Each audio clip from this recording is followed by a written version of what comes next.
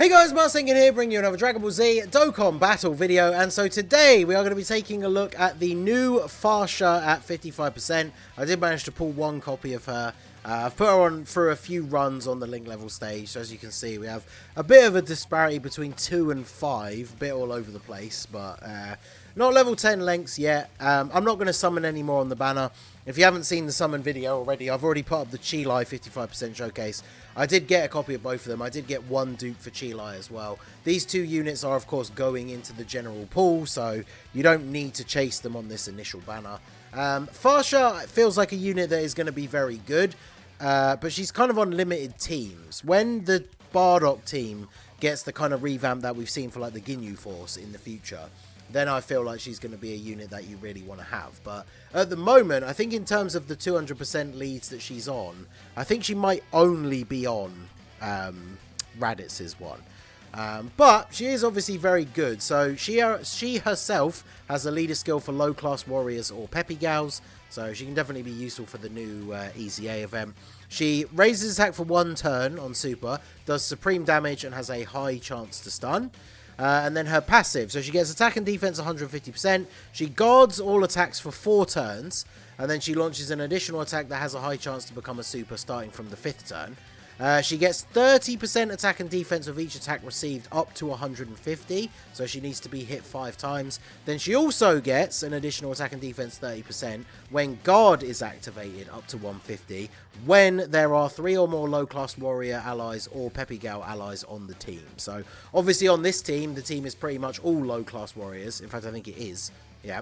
So she is going to get that buff. So every time she gets hit in these first couple of turns when she has guard, she's going to get a 60% buff. Now, the downside with this unit is obviously turns are counted even the turn that you're not on. So we're here on turn 1. That means she has guard on turn 1 and turn 3. We need her to get hit those 5 times in these first 2 turns.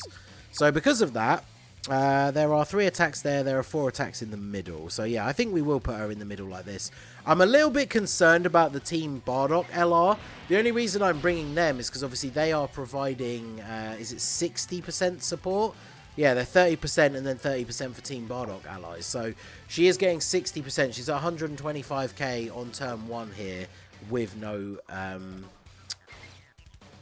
no build up. So obviously she could get hit fairly hard in these first couple of attacks. I don't want to use an item this early, but obviously we want to float off Team Bardock. We don't want them to be around much longer here, but let's see what we can get out of these guys. So Raditz in slot 1. I think it's only a 55% friend Raditz. We're going up against Red Zone Bojack, if that wasn't obvious enough already, just because the final phases are physical. So once her guard has run out, it doesn't actually technically matter, right? She can still get those extra stacks from her passive whenever guard is activated. So obviously that is going to work against an enemy, which is quite useful. So yeah, 1.3 to start us off. Obviously nothing too crazy, especially with 60% support.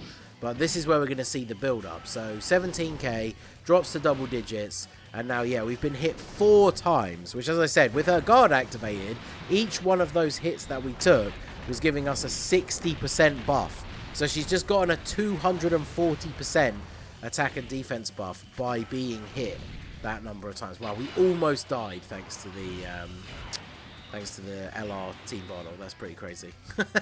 Alright, I'm going to keep this rotation the way it is on this turn. I should have brought a healing item. I didn't think we were going to take quite that much damage in one turn here.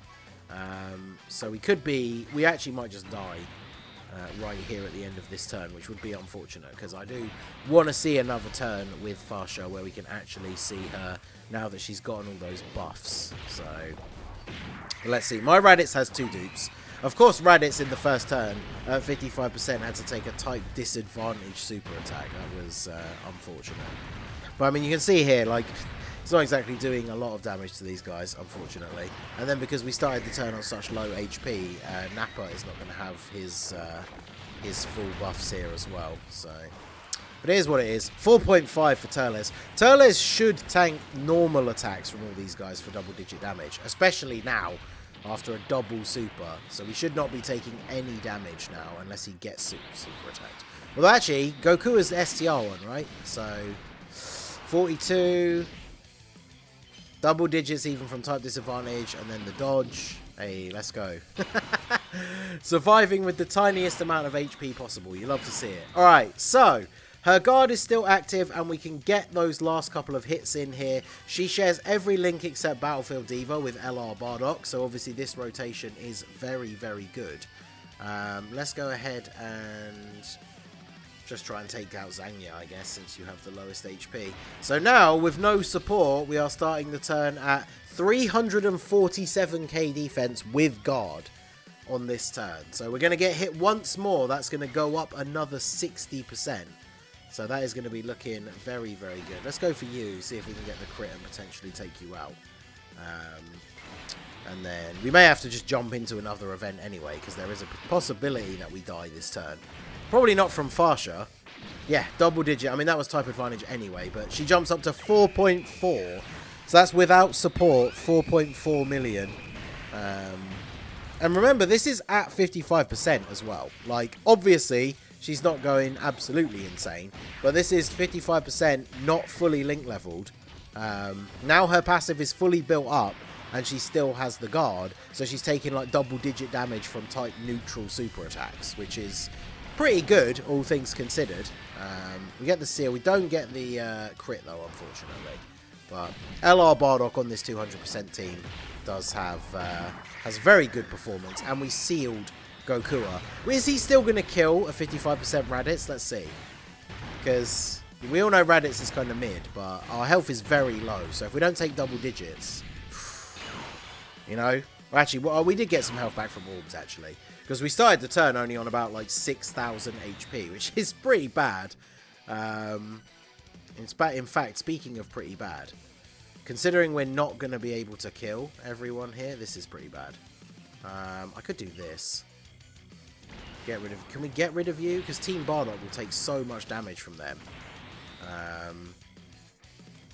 think I might actually have to just put Team Bardock in slot 2. Because, yeah, otherwise they just... they're going to take way too much damage. So, let's do this. And then this. And then Fasha should be dead. So then we don't have to worry about... Also, everyone else is sealed, right? So we shouldn't have to worry too much about Nappa getting killed here. Obviously, Team Bardock's a huge liability. I only brought them on the team for the extra support for Fasha, but they are basically unrunnable in the current meta. Not only do they desperately need an easy A, but we still don't have the last copy of them available. So, of course, they are still 90% for me. They are level 10 links, but yeah, only 90% in the dupe system. Because for whatever reason, they just have not given us that last copy. We are literally going to have to get the last copy and an easy A at the same time, because just giving us the last copy isn't going to be good enough, right? They're still going to be unrunnable. So hopefully we do get that Bardock celebration sooner rather than later. I know Bardock was the Saiyan Day unit from like just over 2 years ago, right? Not the last one, because that was Broly. Technically, the last one was Majin Vegeta. It's because we're later in the year. I get a bit confused about the best way to word it. But we had Bardock as a Saiyan Day character. But I could see them doing it again. So, fully built up with no defensive support. Because remember, we don't have any super class enemies. So, Turles isn't giving any defensive support. She has 400k defense. Now, that is good as long as, like, Gokua doesn't super attack here in slot 1.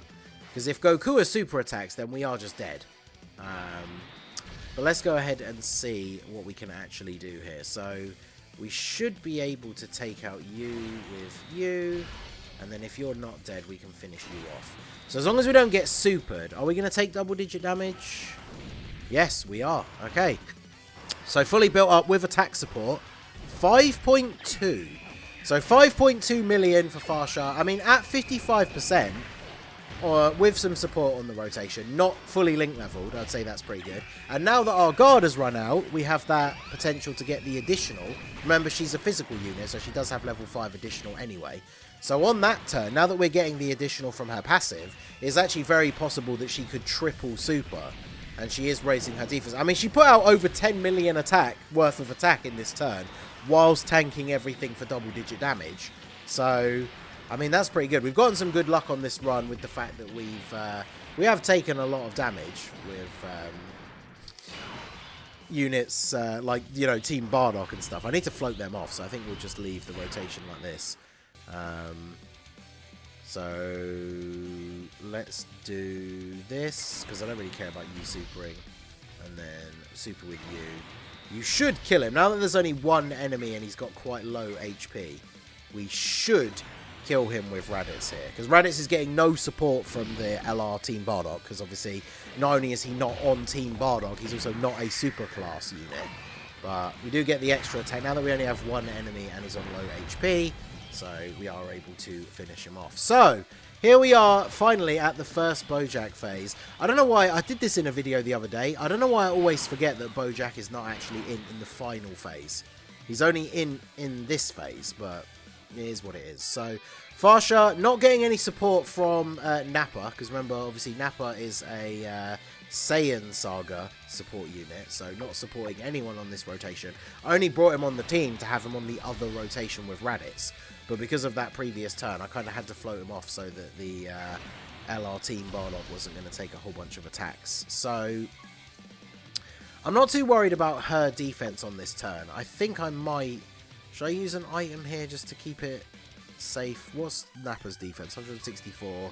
And then he's going to greatly raise on super. If he eats a super, he would die here, right? So... But I guess we can see what happens. If he dies, he dies. It's fine. And let's see what Fasha... Okay, Fasha's just going to get hit with the super straight away. So she's got 400k defense and type advantage. This might do some damage. Wow. Okay, well, there you go. So... Yeah, Bojack does hit pretty hard. Even with type advantage, he still takes 200k. That's crazy. Alright, let's jump into another event with her fully built up and see how she's looking. Wow, okay. So I've jumped into the Mecha Frieza and King Cold stage. And as you can see, we actually have, from all of the minions here, 6 attacks in slot 1. So Fasha does only need to get hit 5 times. So we can get her full build up on turn 1 here, which is obviously going to be pretty good. So we also can have Tora here for the support, as well as the very good Link set. He can start stacking up early, which is good. And let's go ahead and see what we can do here. So yeah, the fact that we can get the full build up for Fasha. So after she takes 2 hits, she's at 2.7 with the support from Tora. That's pretty good. Because obviously the previous event, we only saw her get her first attack off when she hadn't even been hit yet. So, but there you go. Now she's fully built up. You can see by the attack and defense up images not appearing once she took that 6th hit. So yeah, fully built up on turn 1. That is the perfect turn that you want for Fasha, because that means on the next turn she still has her guard active while already being fully built up, so her defense should be quite high. So double super from my boy Raditz over here.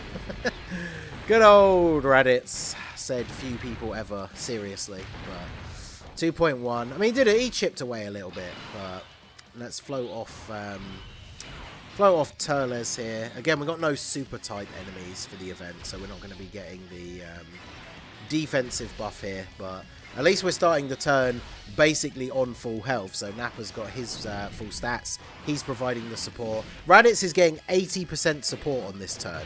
And there you go, 2.1 million, because we're against multiple enemies. The friend is 55%, but yeah.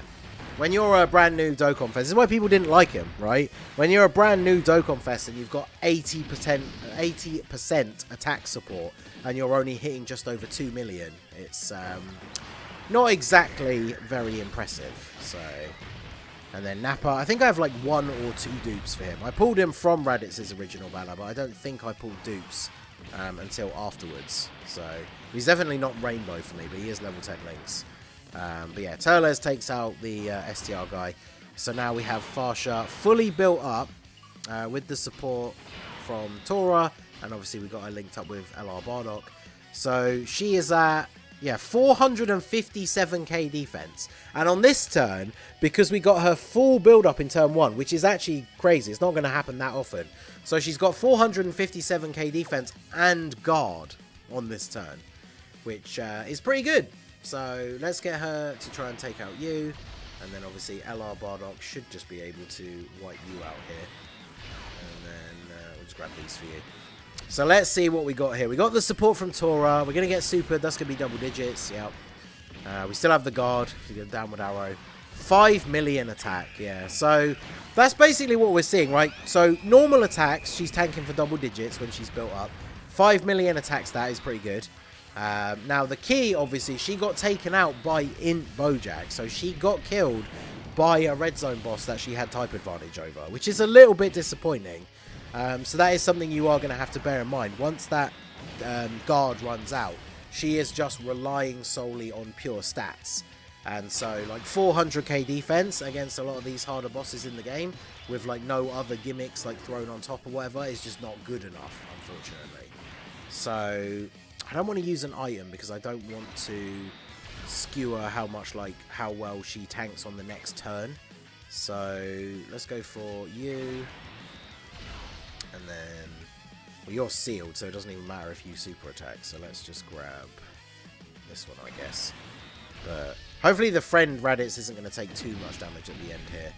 Yeah, see, we took 38k on my 79% one before supering. So there is a possibility that we take quite a bit of damage in the last spot here. Hopefully we can survive the turn at least. But yeah, we take double digits once he's supered. It's just the fact the 55% one is sealed. So the 55% one isn't going to get a defensive raise. So I actually wouldn't be surprised if we do get killed here. How much does Nappa... Oh, let's go. I was going to say, how much does Nappa take from this? Nothing. That's the level 3 dodge kicking in. Oh, well. Friend Raditz, you going to level 3 dodge? No? Okay, well, there you go. Alright, well, I think we saw what we needed to see from Fasha. 400k defense plus when she's fully maxed out at 55%. 5 million attack. Once you get to that 5th turn, you get the extra super attack potential, which is good. I definitely would go full additional and then some crit on her.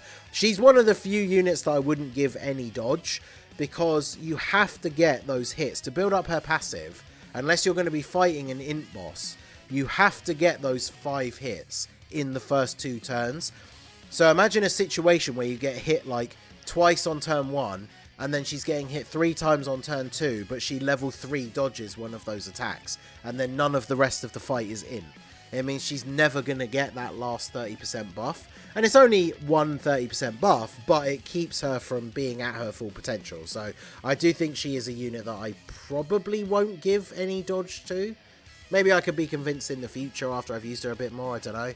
But yeah, overall, I'm pretty happy with this Fasha and the Chilai. They're both pretty good. They're not like must-haves, but for certain teams, they obviously are very effective. And this Fasha definitely has a good future for when they revamp Team Bardock as like a whole, right? And bring out like a new Dokkan Fest Bardock, bring out like a side banner unit like Fasha and Tora and Shugesh and Borgos, like that kind of thing. And then this unit will probably be like a must-run slot 1 unit on that team, potentially. And even if you're not running her on slot 1 after those first 2 turns, her defense is still solid. She's providing the links to the team as well as doing decent attack as well. And she has that stun chance for Super Battle Road, so definitely very good. I think I'll take her into the low-class Warriors stage with the Team Bardock team, just to kind of show that off. But let me know what you guys think of Fasha down below in the comment section. So that is going to be it for the video, guys. This has been the Masked Ningen. Smash that like button, subscribe to the channel if you are new. Check out the links down below for the Discord and the merch store, and I will see you all again soon. Have a good one.